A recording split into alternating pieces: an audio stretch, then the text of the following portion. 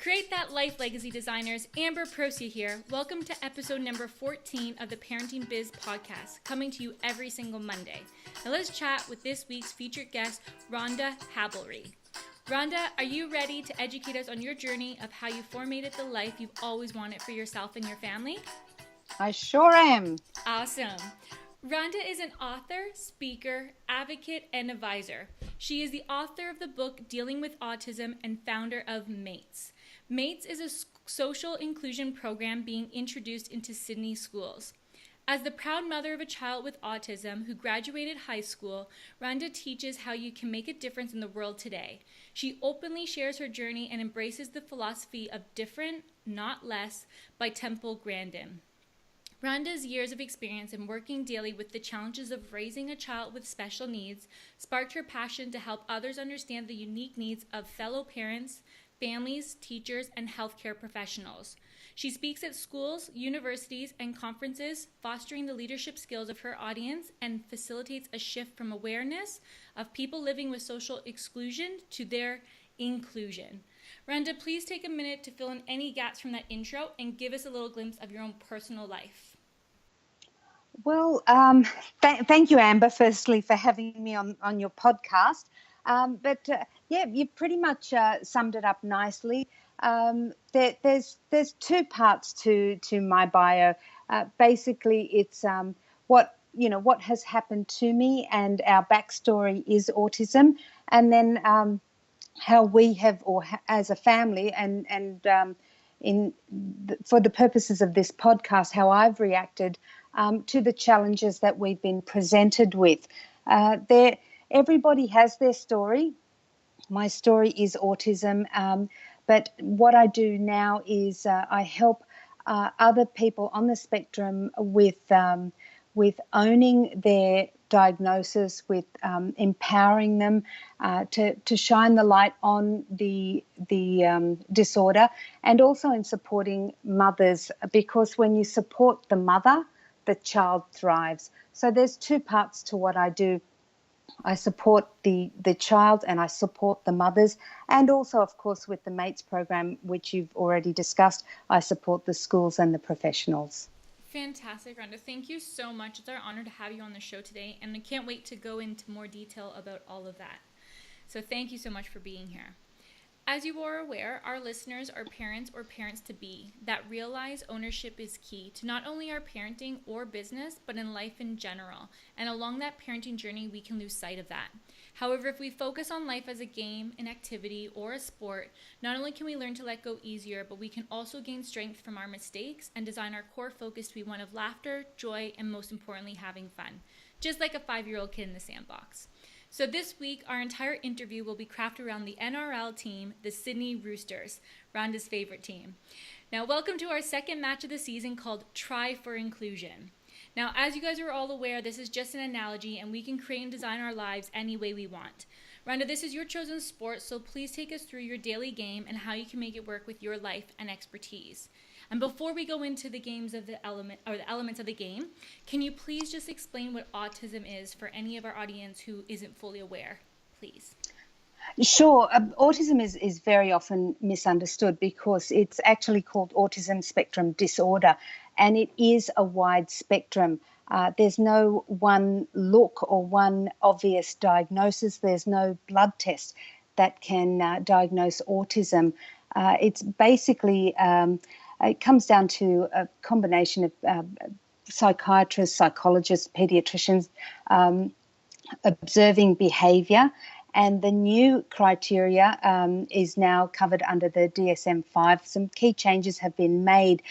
So whereas previously you may have heard the terms Asperger's, they don't exist anymore. There's a single diagnosis of autism spectrum disorder, and they are there's levels. There's level 1, level 2, level 3. Level 1 requiring the least amount of support, level 3 requiring the most. So what the professionals do is they diagnose autism on the basis of difficulties in two particular areas, and they are social communication and restricted repetitive behaviour or interests.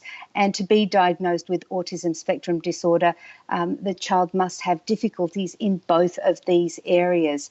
Quite often, these symptoms aren't picked up until later in life, particularly if someone is level 1. So some of these difficulties with social communication include things like difficulty using language to communicate or not speaking at all. In our case, in the early years, Richard, our son, was nonverbal. Some people think that their child may have a hearing impairment because they don't respond when they're spoken to. So it's also not responding, not copying other people's behaviour. I twigged on early that Rich had autism because he wasn't mimicking, wasn't waving back. So those sorts of actions, if they're missing, if they don't understand gestures, not using facial expressions, not showing interest in friends. Now, they don't have to tick all of those boxes, but certainly many of them. And then in the restricted or repetitive behaviour, that would include things like some children line up toys in a particular way. Richard used to line up all his cars and there'd be one long line of cars on the floor. They may have very narrow or intense interests. They have trouble with change in routine, those sorts of things. So as I said, there's a ranking that goes from 1, 2 or 3, and that depends on how much support the child needs. Fantastic. Thanks for that, Randa. I really, really appreciate that. So let's go into the first element, which is practice, practice, practice. Because all sports and life are about practice, actually doing the activity over and over again. And you actually did touch on it about, that repetitive of Richard putting all his vehicles, his cars in one row. How did repetition play out in your household, and how have you seen it actually help Richard succeed in his everyday life? Because he's now 21 as well. Yes. Yeah. So please let us know how that has helped all of you in the household. Well, practice, practice, practice. That's wow. There's so much to that alone. With regards to autism, our children do like routine, and they can have a meltdown if that routine is changed. So we had to practice changing routine to expose him to that, so that he could cope with it more. We had to teach him very, very basic skills over and over again.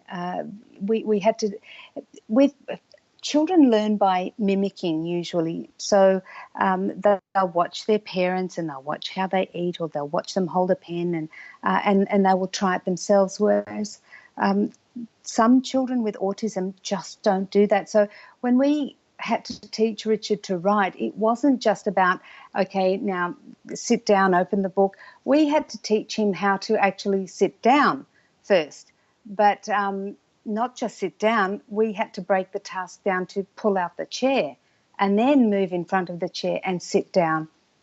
So it's breaking tasks. We had to break tasks down into very simple steps and practice those tasks over and over again, and then generalize them. So we had to practice all of that. We had to practice teaching him how to have some interest in playing with other things other than his cars, or watching the Wiggles over and over again. So there's practice with that in constantly introducing new things, but there's also practice within the family, practicing gratitude, practicing joy, practicing the ability to see the beauty in the gift of the child that you do have. That was also key to moving forward and enjoying life and embracing everything that autism offers. There are challenges. We all have our challenges, but we also have to practice joy and gratitude. So that's a big one. Practice. We had to teach Richard how to walk, and we did that by crawling with him 1 kilometre a day every day, and practice the skill of crawling, so that he could imprint in his brain the movement that is required for him to walk. So many things. But the key is having a goal, implementing it, repeating it, and practicing it. And then you develop a skill.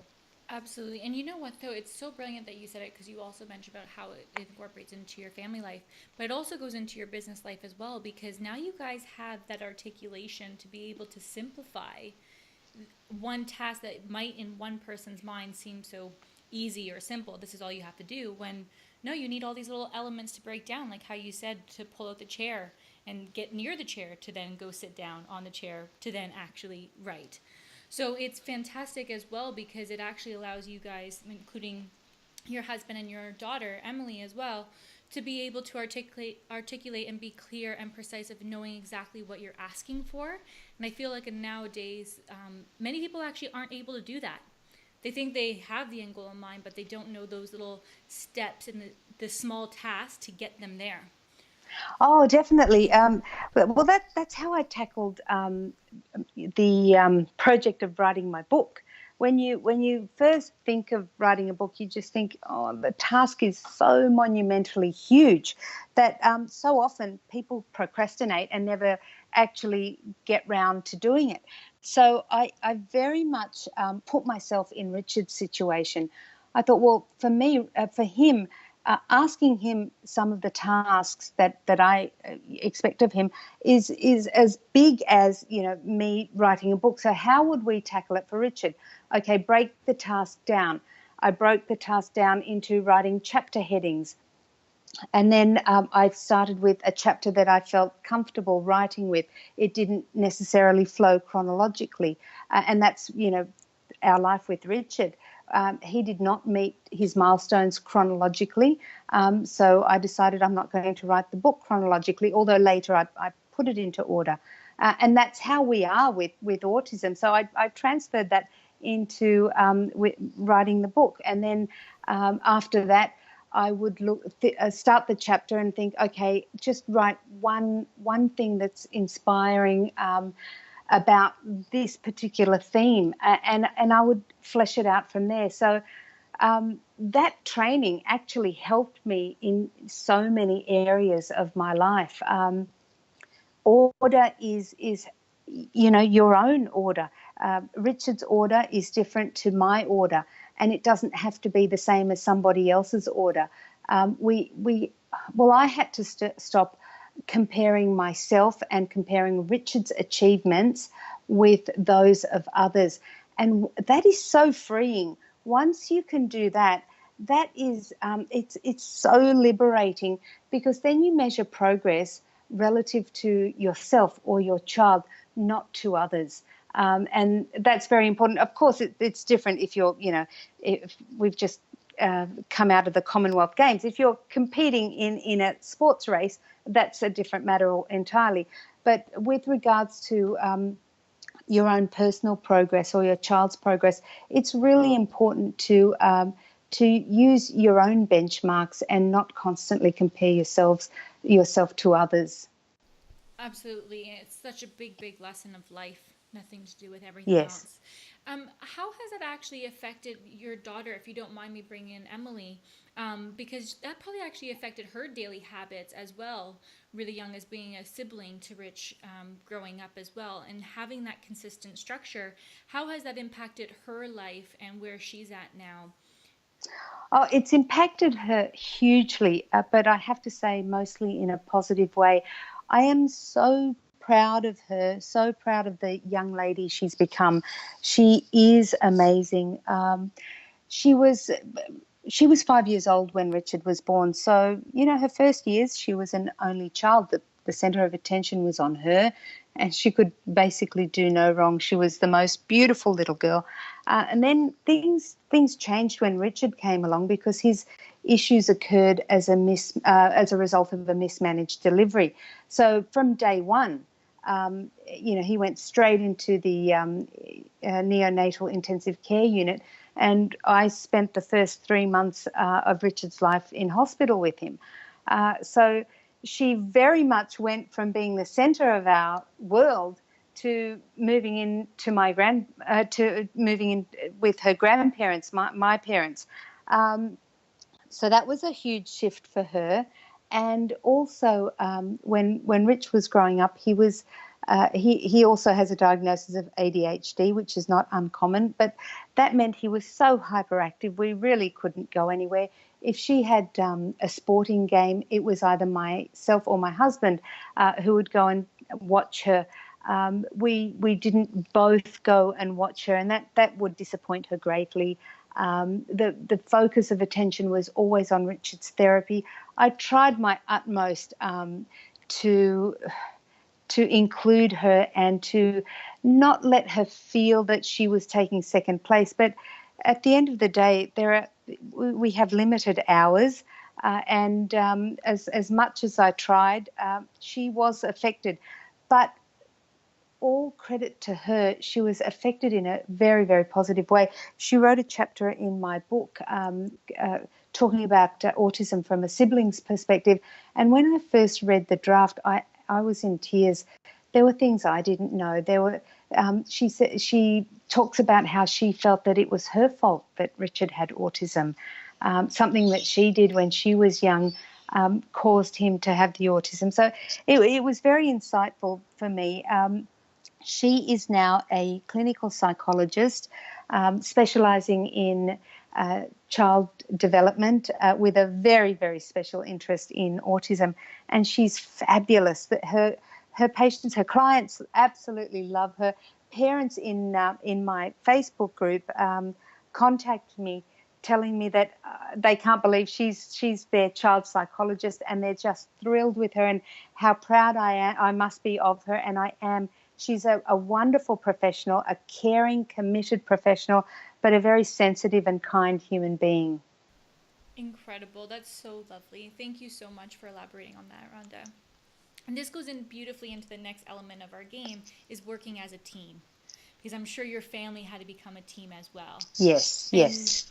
We all want to feel a part of something, just as human nature. We want to be part of a team, or it could be a community or a company, whatever that might be. But that's why it's so incredible that you pioneered MATES. And MATES stands for Mates Assisting to Engage Socially. Could you please elaborate to us what MATES is all about and why did you start it? Sure. Well, interestingly enough, helping Richard overcome his physical problems was much easier than his cognitive challenges. So we taught him to walk and to run and to talk and to do all those things. But when he did start school, because of the challenges in social communication, he found it very difficult to make friends. He was very, very lonely in school, and he was repeatedly bullied. And all he ever wanted to do, and all anyone ever wants, is to feel that they belong. It's actually a primal need. If you have a look at Maslow's hierarchy of needs, our sense of belonging is key to our development. And not having friends can be very damaging to your self-esteem and to your mental health. Now, Richard didn't have friends at school, and it was heartbreaking for me. And I thought I could talk about the issue, but there's no point just talking about it. I have to present a solution. So I created this social inclusion program that was school-based, and it's called MATES because MATES is such a pillar of our Australian values, and we often refer to Australia as being defined by mateship, which is true, but it's not true for all, and that sense of social engagement is critical. Our children at school are generally beautiful children. They're caring by nature. They're not all nasty. They're not all bullies. There are, of course, some. But the problem is we don't teach them, or we don't give them the tools how to engage with our children with autism. So I thought we need to provide some sort of training and some sort of opportunity for them to just take their natural kindness. If you look at young children and observe them, they want to help. If somebody falls over, their natural instinct is to go and help them. But slowly over time, with correctness and what they're expected to do, they lose that natural instinct. I'm just trying to bring that back to the surface. So it's a leadership program, and I'm very careful with the language that I use in the MATES program. It's a leadership program. It's peer-led. It's empowering the student cohort to change the standards of inclusion in their school. It's not a pity-based or a charity-based program. We don't ask for volunteers. The mates who apply, the mates who want to be considered for this position apply for the position of a mates leader, and they just as a school captain has to go through a process of voting or applying and being selected.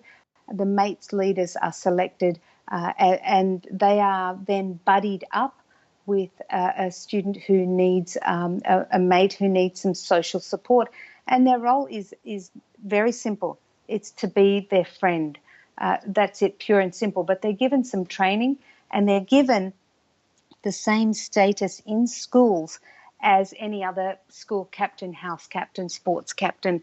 So what that does is it gives them permission in the playground, in their school, to be seen with the awkward child, to intervene if the awkward child is alone or being teased. That way they don't then become the focus or the target of bullies. So that leadership status gives them status and permission, and it also allows the other students to model the behaviour, because leaders lead the way by example, and that's what this is about, leading the way by example, including our children, including those students who do have problems with social interaction. It's fantastic. And what I'm going to do, if you're okay with it, Rhonda, is I'll actually put in the MATES link in here as well, because I watched your video off your website, and it's just brilliant what you're doing. So hopefully there are some listeners as well that if it's not already in your school, that maybe you can reach out to Rhonda and actually get that pioneered into that school board too, because I think it's definitely a brilliant program.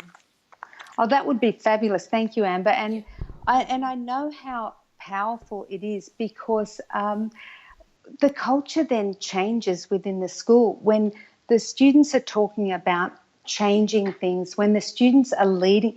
It's so often our children at school are told not to bully, not to do this by their teachers.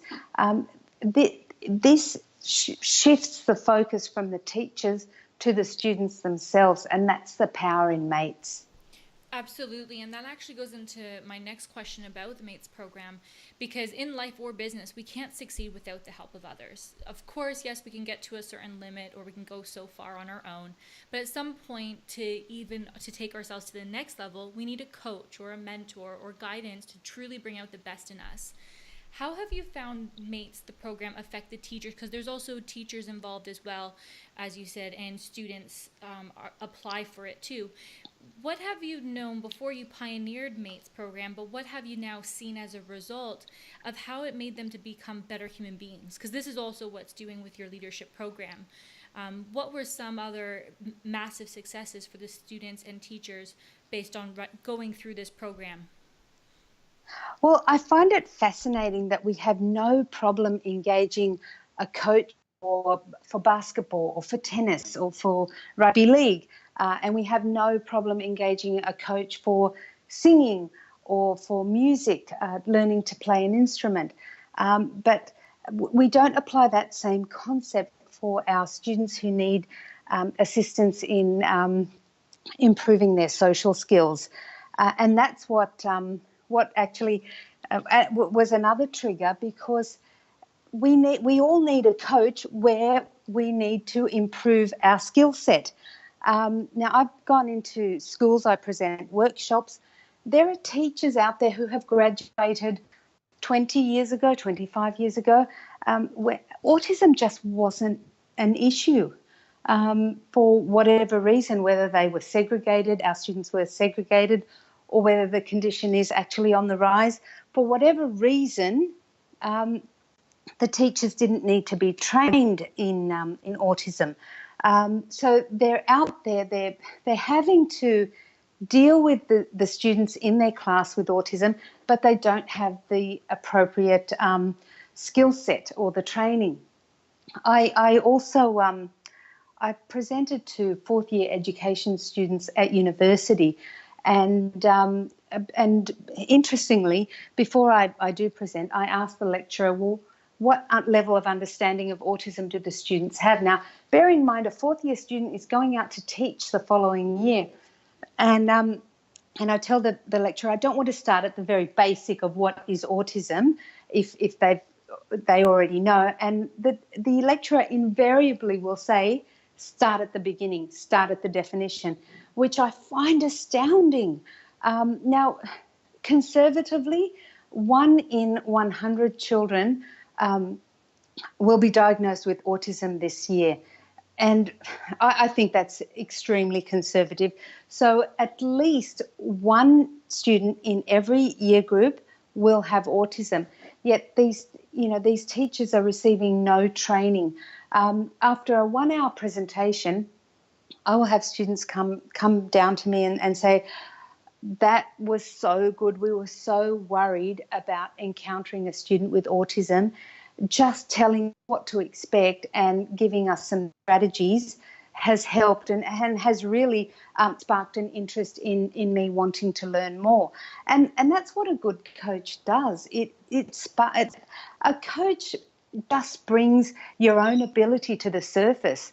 That 1 hour presentation hopefully will inspire these young teachers to further educate themselves and find more information.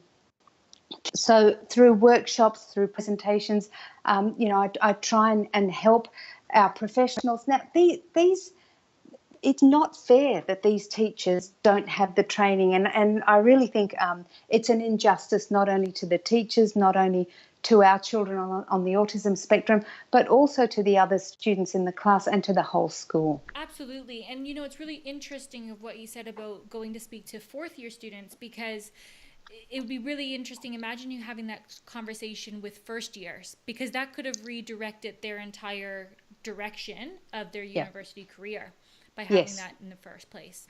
Mm-hmm. Yeah.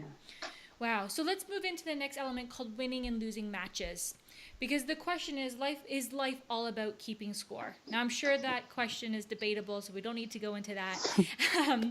But how do you keep score if you do?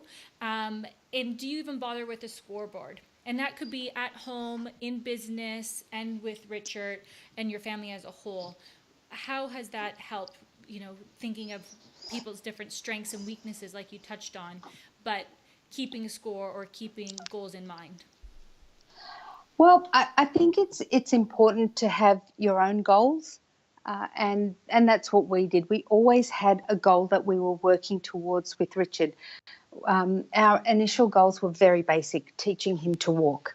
And then our next goal was teaching him to talk. The next goal was teaching him to calm down a bit.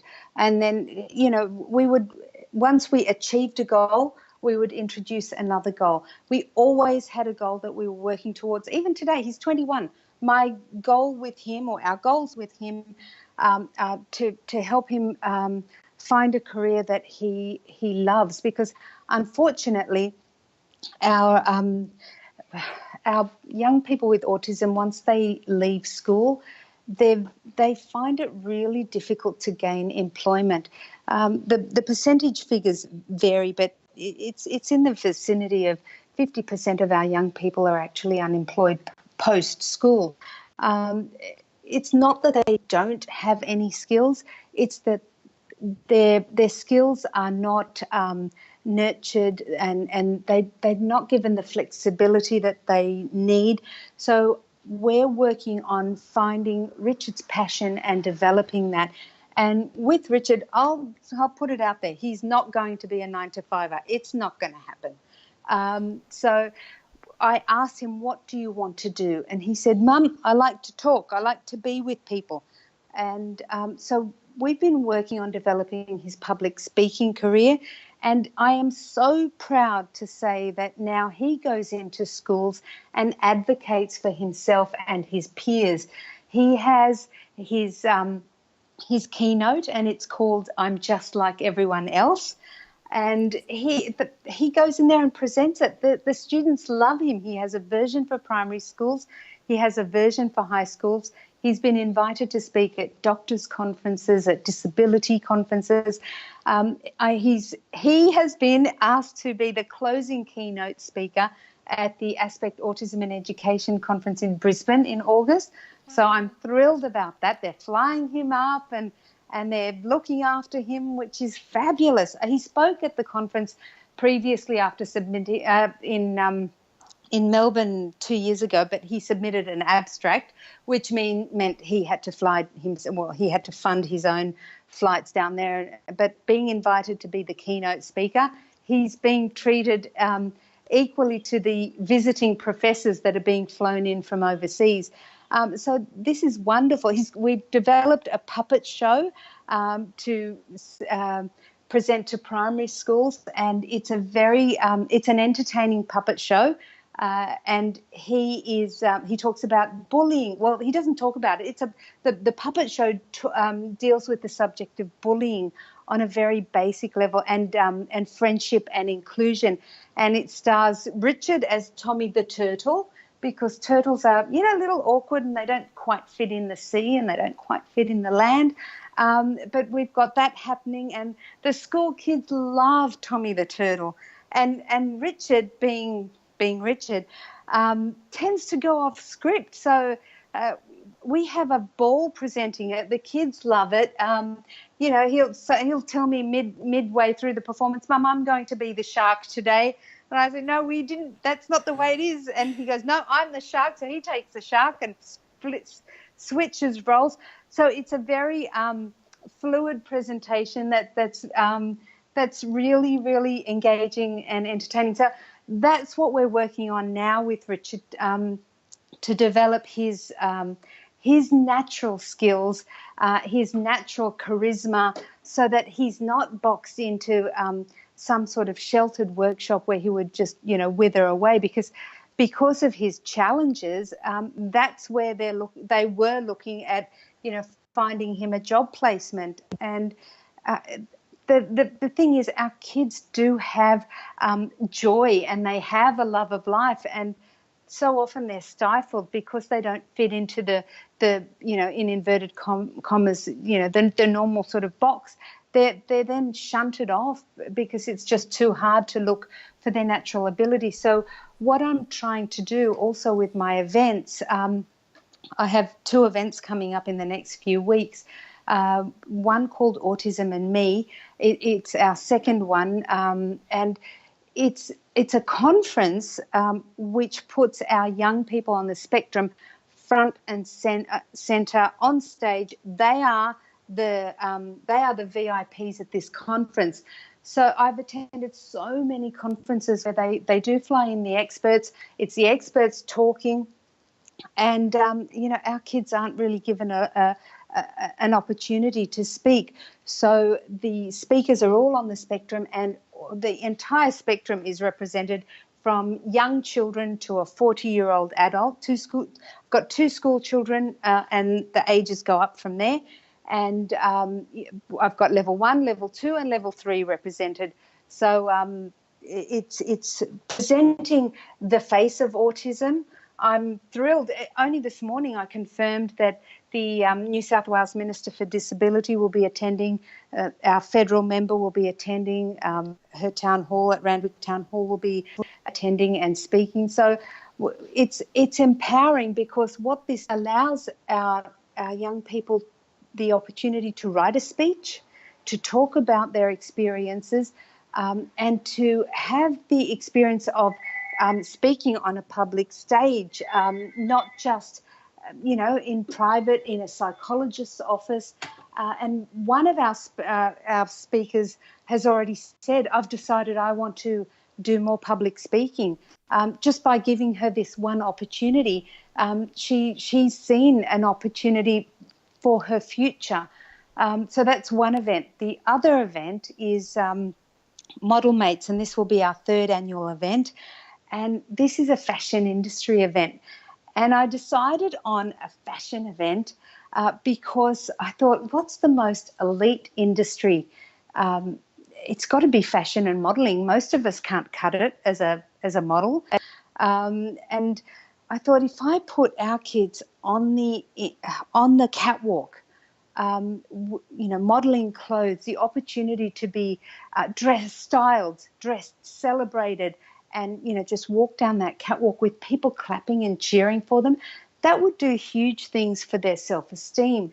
And one mother told me that this event had greater impact on her daughter's self-esteem than years of psychology, speech therapy, occupational therapy. It was amazing to watch her just blossom, all because she was given the opportunity to be celebrated. You so often parents of children with special needs attend school assemblies where they're cheering on and celebrating the achievements of other students. But, very rarely are they given the opportunity to cheer their own children. I have a photo, I must send it to you, that the photographer captured this moment where the family just erupted when they saw their daughter come down that catwalk. The look of joy on their face is just so beautiful. So what this does, our models walk taller after the event. The very first event was in Castle Towers, and they had a big cocktail event after the fashion parade. Now, our young people were walking around, quietly, and they did the show, and they actually rose to the occasion. But what was interesting, after the event, they were schmoozing with the VIPs, talking to the mayor, talking to the media. To see that was amazing, and it's because they were the centre of attention. So they had that acknowledgement and that permission to hold their heads up and to approach people. So what this does, it builds up their self-confidence. So it helps them. But also what I do is I highlight to businesses how important it is to embrace the disability market. 1 in 5 people in Australia have a disability. If you extrapolate that out worldwide, that's the population of China. If you own a business and you're looking for an untapped market, here it is on a silver platter. Now, we are very loyal consumers. So you're thinking, think beyond the 1 in 5. Think the parents, their siblings, extended family. If you if you woo our dollar, you will have a huge multiplier effect. So for all business owners, if you're looking for an untapped market, here it is.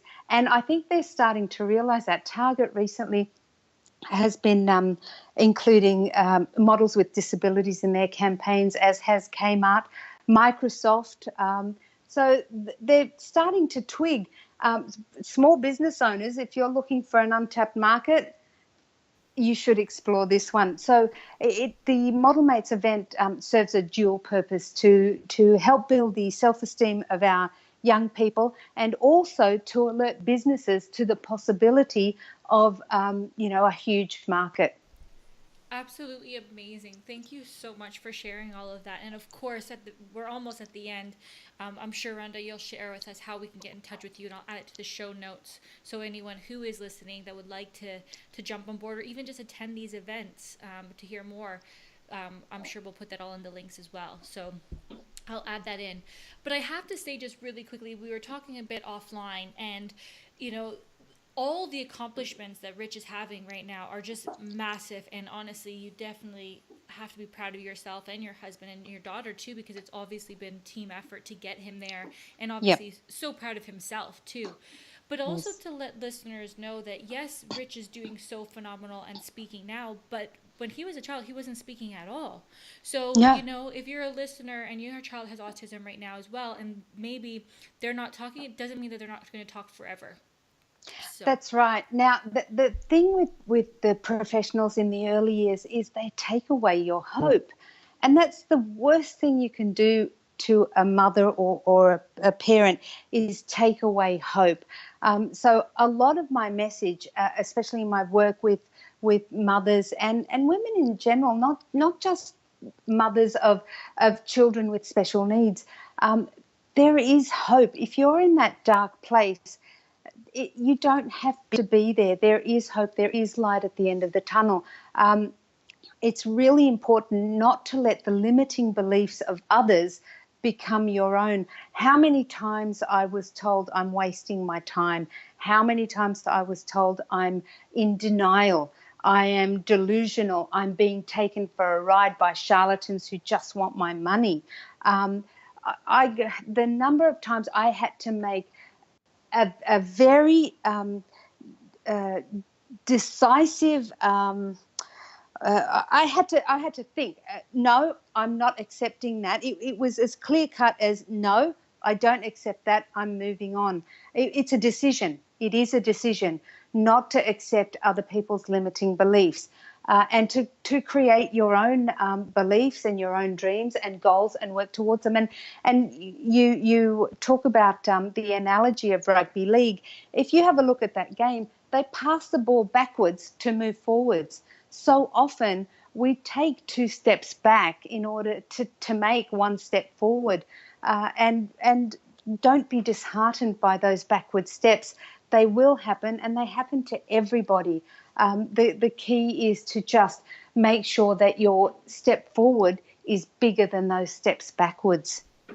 absolutely, and well said, Rhonda. That's beautiful. How can people get in touch with you, Rhonda, and or work closely with you, attend your events, or even get Rich? And if they want Rich to speak at one of their events, can you please let us know how we can book him in and get in touch as well? And I'll add all the details into the show notes for you.